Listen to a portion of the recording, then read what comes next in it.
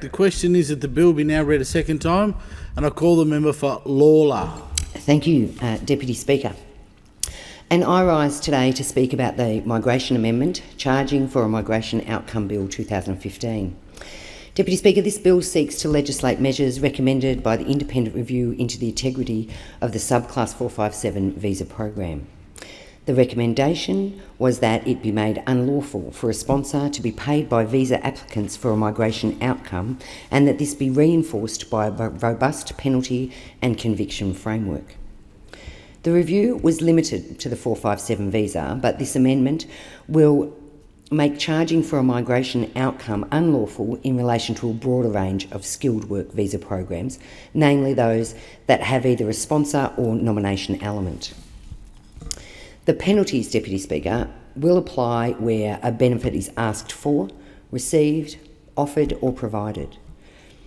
This behaviour would be unlawful where an inducement is offered to a sponsor in order to secure a visa, or conversely, initiated by the sponsor, e.g. paying the visa holder less than they are entitled to in a transaction for a visa. Also, requesting separate payment in return for continuing as a sponsor. All complex scenarios that unfortunately we have found to be happening in our communities. In fact, Deputy Speaker, it's fair to say, I think, that as a country we've reached a tipping point in this area.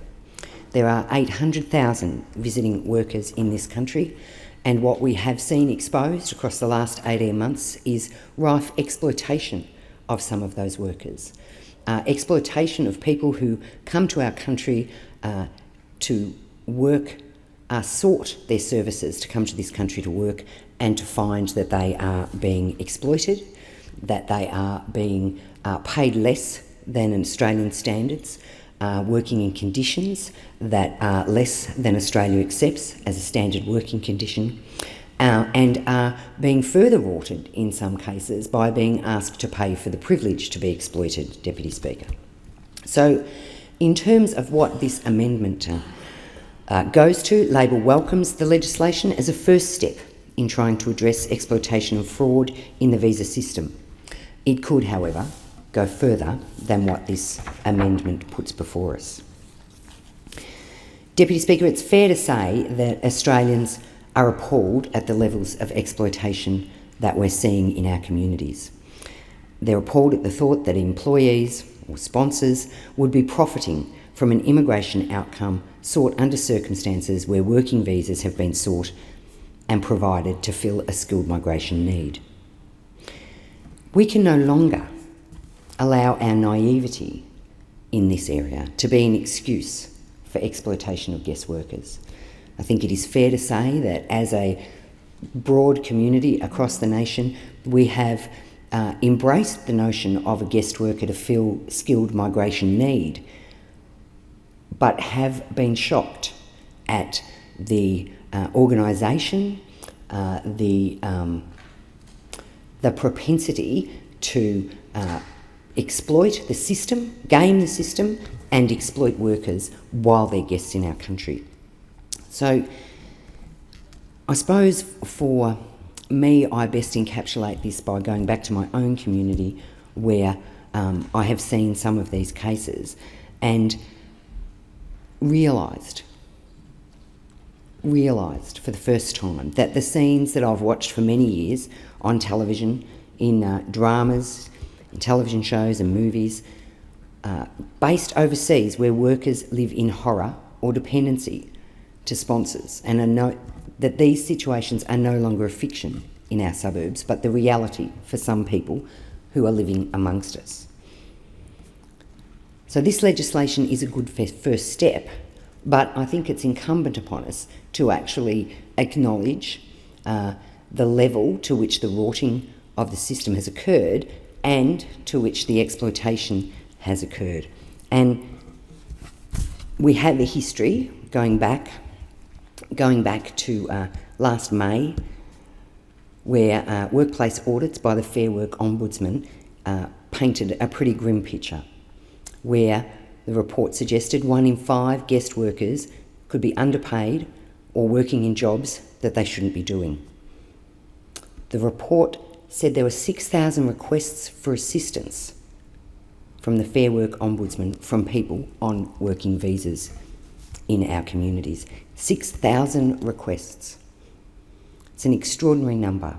And when you think that many of the people we're talking about have limited English, have limited capacity to access lawyers, particularly if they're being underpaid, when you consider the numbers of people we're talking about, 6,000 on the one hand seems a lot of people to make a complaint, but on the other hand, it's merely scratching the surface in terms of the number of those who could be in these categories.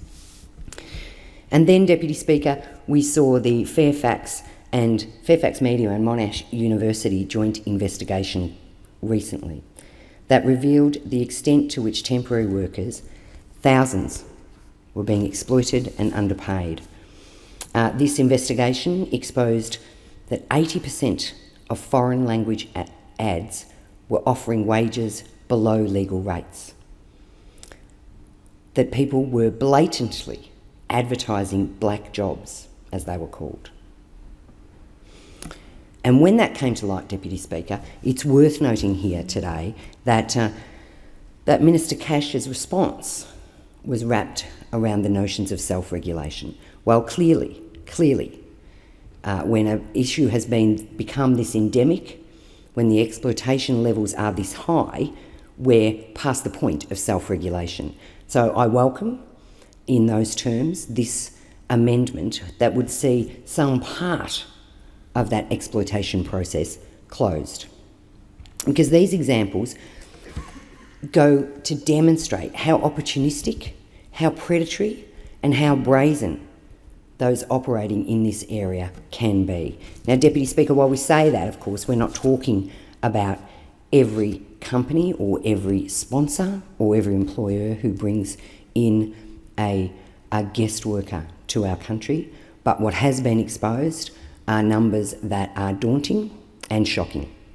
They're numbers that speak to a Dickensian element happening in our communities, in our neighbourhoods. Of course, this was followed up by the Adele Ferguson and Sarah Dankert in The Age with their expose of 7-Eleven workers, where what we saw was endemic, was systemic around 7-Eleven franchisees. Some charging staff $7,000 to secure work visas. In fact, with a business structure set up that was an actual separate revenue stream for the business. We had stories of fees from $25,000 to $70,000 to sponsor someone on a visa. And we had some student visa holders then enrolled in courses associated with 7-Eleven franchisees. So we had an entire business model set up around the exploitation and, of course, around the underpayment and set up to actually have someone knowingly be in breach of their visa, but being in a situation where, having at first paid the amount, they were then left in a situation where they could hardly be one of the 6,000 who rang the Ombudsman to complain. So it is fair to say that Australians will welcome this amendment that's going to close at least one of those loopholes. Very fair. But of course, there's another element here, and one that those opposite need to think about carefully, and that is the changes that have been made to the English language test in this space. Because, of course, any worker in this country filling a skilled migration gap who does not speak English is made more vulnerable. Made more vulnerable because the person that they have been dealing with, the person that is their employee, may be the only person that they can have a conversation with, and that conversation may not necessarily be in English. So they are caught, if you like, in a trap in that scenario. So for me, Deputy Speaker, one of the important things that we need to say about this amendment, we welcome the amendment, we welcome that it will make it unlawful to pay for or to seek payment for an immigration outcome in this country where we've seen it being exploited to those levels. But really, one of the biggest issues it raises is around enforcement and around resourcing, because we of course can pass the amendment, but then how that law will be enforced and the resourcing of that enforcement is critical. And I would say to those opposite, Deputy Speaker, at this point in time, that one of the things as a country that we have always relied on in the space of workplace conditions and a fair day's pay for a fair day's work has been that in our civilised society we have collective bargaining and we have trade unions. And I would say to those opposite, when you're talking about limiting right of entry to unions, if you think about that in this space, then you're actually shutting the door to a form of collective action that could in fact support the enforcement of this regime.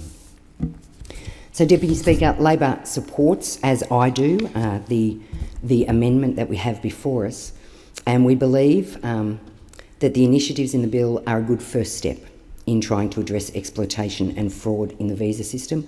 We'd like to see it go further. We'd like to see it reflect more the recommendations of the 457 review aimed at improving the effectiveness of the visa subclass that the government has supported but not yet implemented, that could have been introduced as part of this bill. For example, we would like there to have been a new sponsor obligation to ensure that the cost to the sponsor of any training contribution cannot be passed onto a 457 visa holder or third party.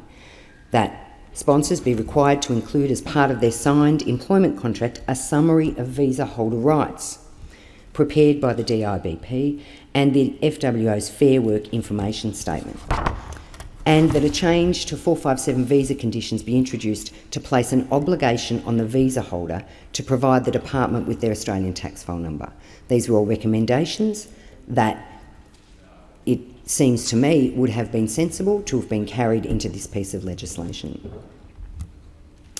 We would also like to see, or I would like to see, further additional integrity measures for temporary work visas more generally that should be debated by the Parliament. Deputy Speaker, in my electorate, in my community, I know of cases where people have been a part of this exploitation and this gaming of our system. And when you meet those people, I'm thinking of one individual, Deputy Speaker, that of course I would choose not to name in any public space because they've already suffered enough.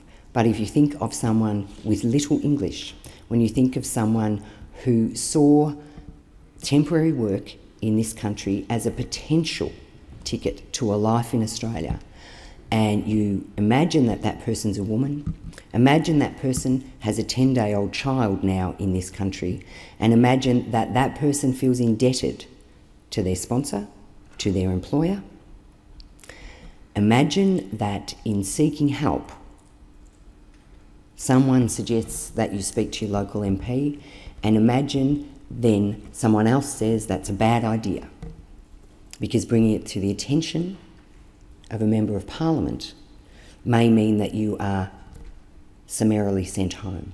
I think it's important that in this chamber we understand that the workers that we are talking about are not in a position to argue their rights. They are living in a world where they don't understand the language, nor for that matter the law. They are open to exploitation. They are being exploited on our watch.